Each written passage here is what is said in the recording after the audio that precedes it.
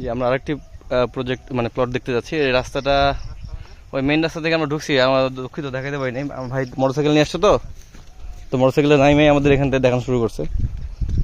তো এই হলো বিষয়। এই আচ্ছা, যাই হোক, মেইন রাস্তা দুঃখিত, আসলে দেখাতে পারলাম না মেইন রাস্তাটা। এই যে 200 মিটার হইতে পারে।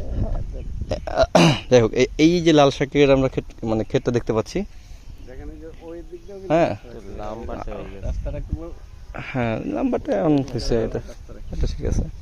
তো আমার কি ওখানে যেতে হবে? আমি ওদিকে যাই তাহলে। ওই যে আচ্ছা, আগে এটা দেখ, আমরা সীমানাটা বোঝার চেষ্টা করতেছি। আপনার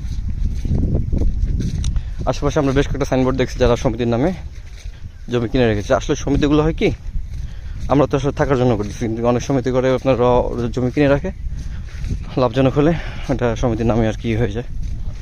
আমরা তো ওই পর্যায়ে এখনো যাই না, কিন্তু যাওয়া উচিত বলে জানি না ঠিক কোনটা উচিত উচিত নেই, কথা বলবো না।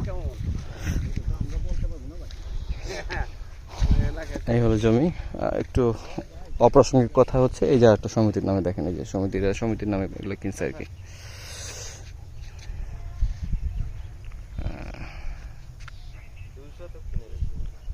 ভাইজান এটা কতটুকু ভাইজান? 10%। এটা প্রাইসটা বলা হয়েছে?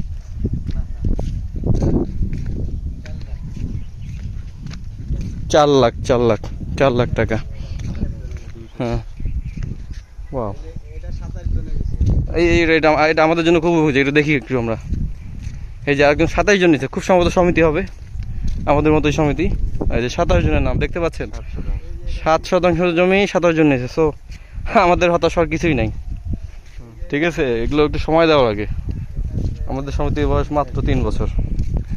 আর এই যে এটা আছে ভাই, 5 কোনটা ভাইজান?